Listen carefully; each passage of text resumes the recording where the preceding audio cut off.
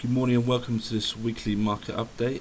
Today is 23rd of April 2012. I had a kind of break from doing this because I was away from the charts last week. So what I'll be doing is a review of Euro dollar, cable, I'll go through dollar Swiss, maybe dollar yen, and gold and silver charts.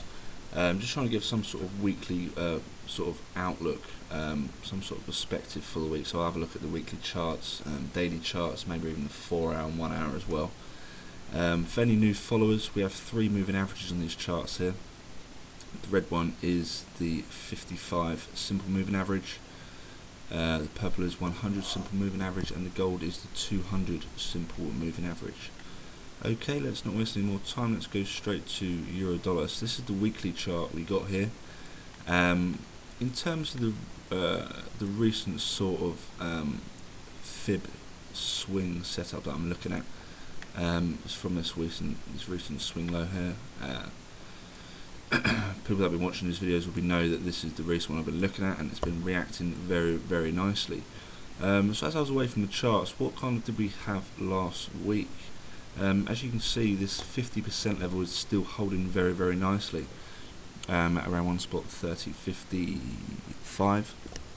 We had a very, very bullish candle. The previous week's candle, any buyers would have been getting a little bit worried because it was quite a bearish candle. But in terms of this support level, I mean, look at the amount of wicks you have at this level. 1, 2, 3, 4, 5, 6, 7 weekly candles where we've pierced below this level, and price has come back up and closed above it. So very, very key level. You have to have this on your charts and always keep it in mind when trading. I mean, your bias still has to be overall towards the upside, in my opinion. I mean, maybe this week's candle could be a little retracement candle, but unless we get a weekly close below this level, then your bias on the weekly chart has to be towards the upside. And the key resistance still being the recent, for the weekly, all that I'm really interested in is the 0% line, and that comes in at one spot 34.85, and the 100 SMA 100 week moving average at one spot 35.34. So let's have a look at a little bit more detail on the daily, and what do we have. The same fib we're keeping on here. I mean the kind of tricky point on this fib that we had was this daily close below. A lot of people would have been faked out by that, but you can still see it's been reacting very nicely here around these. I mean, especially last week and the week before, you can see these kind of candles here pierced below, especially that one there. It's a real bullish candle there. I'll just highlight that for you if you can't quite see it. This candle here, you see a great spike below that 50% level, and it bounced up very nicely, and we have a very nice bullish candle there, which has followed on these recent few days. So I mean, the price action is still very bullish. You can see in the daily we're getting some sort of resistance at this 55 daily moving average. You suppose that in terms of the moving averages, the support there, you've got the 100. So it is kind of in between this 55 and 100 at the minute. You can also put this trend line on it from these the recent high here and bring it down. So that's another sort of resistance line that you can have on there if we do get a break. I mean, if we're going to come and test this 0% line, then it's got to break above this trend line resistance, and then you can also see this 200 SMA is coming down as well. So if we do get a pop up, then this could react as a nice bit of resistance. But I mean, in terms of my sort of perspective, in terms of weekly outlook, I'm still looking towards the upside.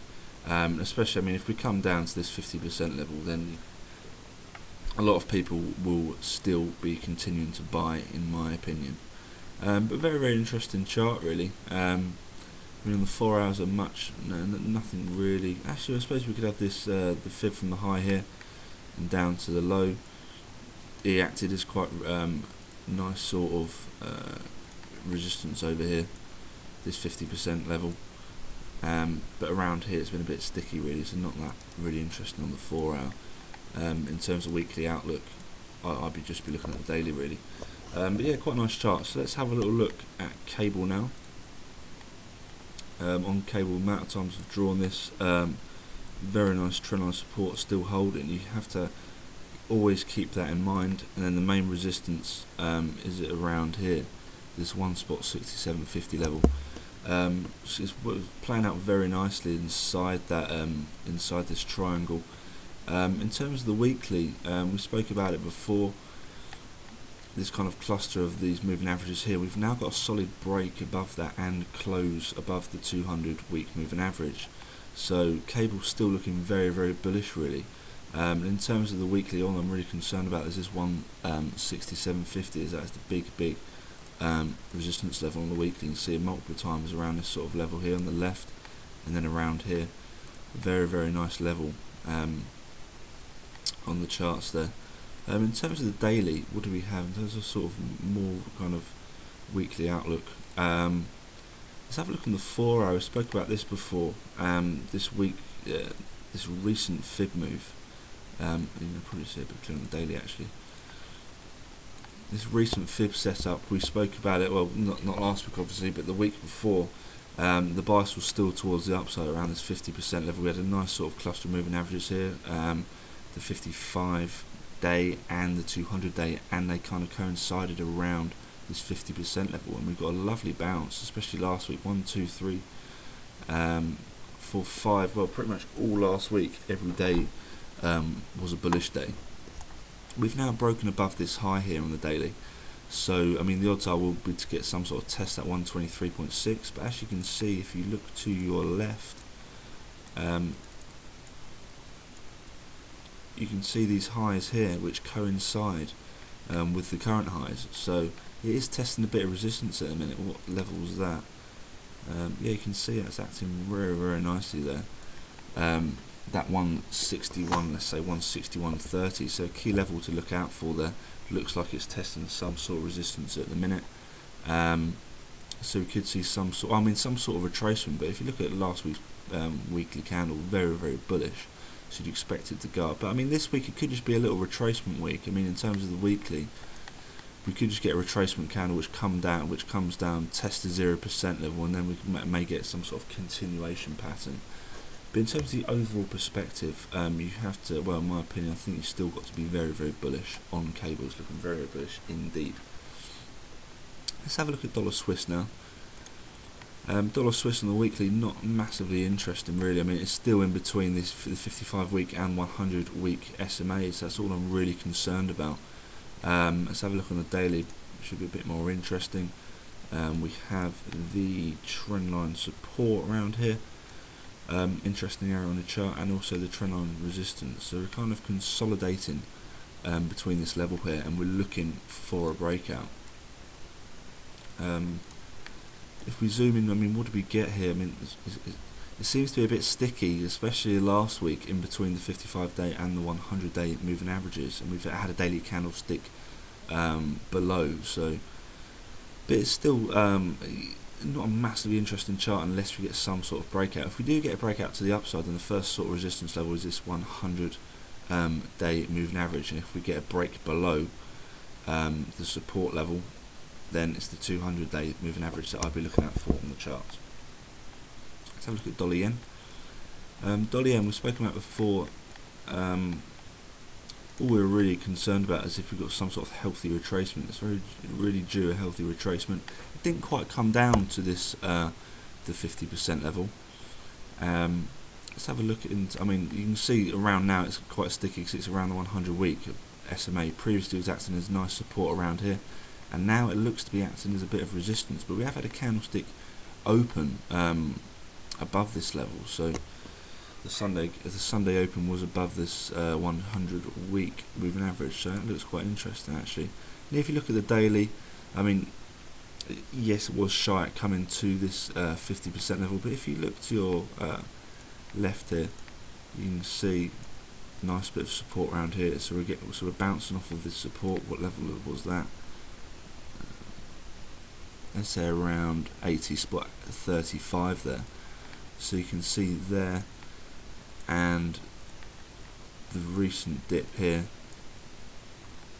we had some nice support, and we're now bouncing off that. And you can now see that the 55 day moving average is looking to be the next sort of bounce zone. I mean, if we zoom that on the 4 hour, you're going to get a lot of people buying the dips on this 4 hour at this 50% level, which, surprise surprise, coincides with the 55 bar moving average on the 4 hour chart. So that's a nice little level to look at for in the week if you're looking to buy the dips on dollar yen. A lot of people will be buying them, but of course we don't give any trading advice or recommendations on there because we'll get in trouble. But that's a nice little level to look out for on the charts there. Okay, that's all for the Forex. Let's have a look at the gold and silver charts. Yeah, on the weekly on gold, what do we have? This trendline support still holding very, very nicely. It's getting a bit sticky around this 55-week moving average now, because we had that kind of close below, but it's very, very choppy. Last couple of weeks, very, very quiet. Quite surprising for gold.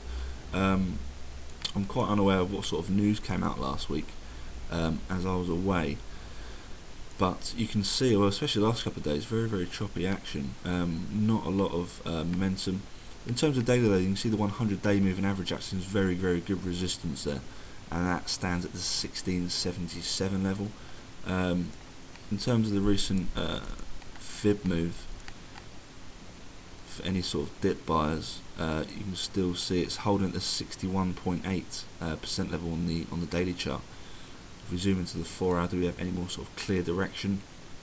Not really. Very, very quiet, very, very choppy. Looking for some sort of direction. I mean, you still have to say that the odds really are towards the upside, in my opinion. What was last week's candle? Okay, nothing much really, but we do have a nice bit of lower wick here, so you have to say that the odds are still towards the upside on gold. On the 4 hour, in terms of resistance, we have this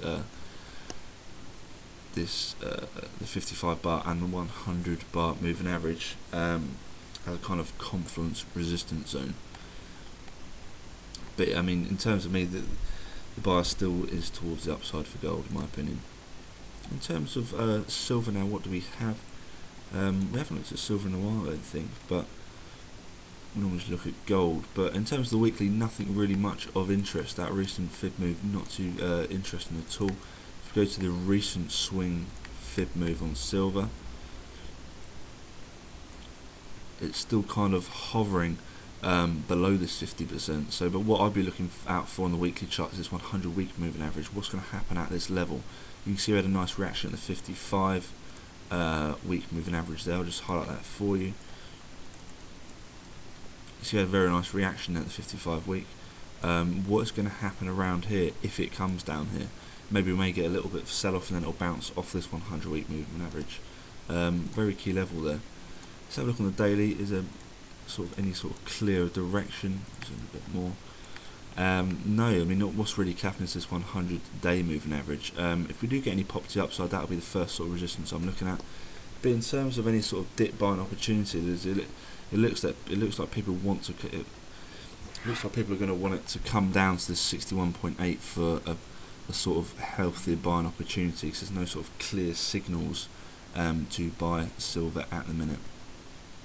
Okay, that's all for the charts. Let's have a little look at the Forex calendar and see what we've got coming out this week. In terms of today, what do we have overnight? We had China HSBC flash manufacturing PMI came in at 49.1, and previous was 48.3, so a slight increase there. In terms of today, not a massive day in terms of news. All we have is just some sort of Eurozone PMI numbers of the French, German, flash manufacturing and services PMI numbers. But in terms of big sort of high impact news, what do we have tomorrow? With the UK public sector net borrowing figures out at 9:30, forecast at 15.6 billion. Previous was 12.9 billion, so we're looking for an increase there. At 3 o'clock, we have US consumer confidence forecast at 70.1, previously 70.2, so not much change there.